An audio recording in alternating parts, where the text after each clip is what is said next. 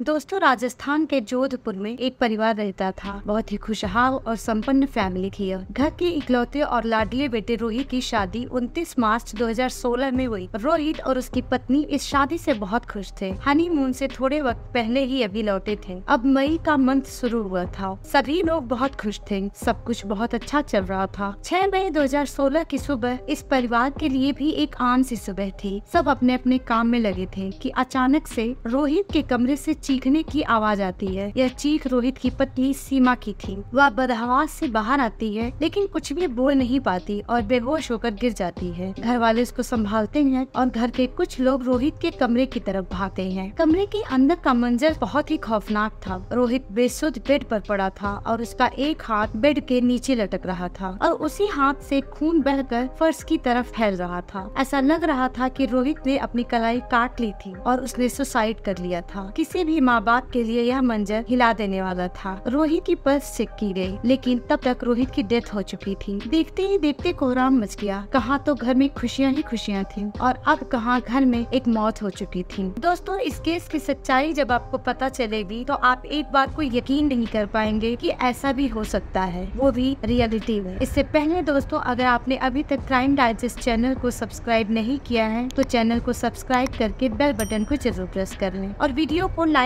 जरूर कर दें। रोहित की शादी मार्च में हुई थी और मई के मंथ में उसका सुसाइड कर लेना किसी को भी समझ में नहीं आ रहा था। परिवार यह बर्दाश्त नहीं कर पा रहे थे कि उनका जवान बेटा अब इस दुनिया में नहीं रहा। सीमा को यकीन नहीं हो रहा था कि अभी तो उसकी नई जिंदगी की शुरुआत हुई थी और इतनी जल्दी उसकी जिंदगी से खुशियाँ खत्म हो गयी। वह बार बार रोते रोते बेहोश हो जा रही थी। घर वालों की हालत भी बहुत खराब थी। चूँकि रोहित की मौत नेचुरल नहीं थी, उसने सुसाइड किया था, तो घर वालों ने पुलिस को इन्फॉर्म किया। पुलिस रोहित के घर पहुंचती है। बेडरूम में रोहित की डेड बॉडी को और उसके आसपास ठीक से जांच करती है। जो ब्लड नीचे फैला हुआ था वह जम चुका था और उसका कलर भी अब काला पड़ने लगा था। पुलिस को यह बात अजीब लगी, क्योंकि घर वालों का और रोहित की वाइफ का कहना था कि सुबह के 4 या 5 बजे तक सब ठीक था। फिर पुलिस घर वालों का बयान लेना शुरू करती है, लेकिन पुलिस के दिमाग में यह बात फिट हो गई थी कि अगर यह मामला सुबह का है तो ब्लड का जमना और उसका रंग इतनी जल्दी बदलना सही नहीं है। पुलिस सबसे पहले रोहित की पत्नी सीमा का बयान लेती है, क्योंकि सीमा ही थी जो रात से सुबह तक रोहित के साथ उस कमरे में थी। सीमा ने बताया कि रात को सोने से पहले सब ठीक था। रात के 10:30 पर वह दोनों सोए थे। सुबह के 4 बजे सीमा की नींद खुली। तब तक रोहित ठीक था, वह आराम से सो रहा था। लेकिन जब वह 6:15 पर उठी तो उसने देखा कि रोहित का हाथ नीचे की तरफ था। सीमा ने उसको आवाज लगाई। जब उसने कोई जवाब नहीं दिया तो वह उठकर उसका हाथ ऊपर करने के लिए साइड में गई, लेकिन वहाँ पर ढेर सारा ब्लड देखकर वह घबरा गई और फिर घर वालों को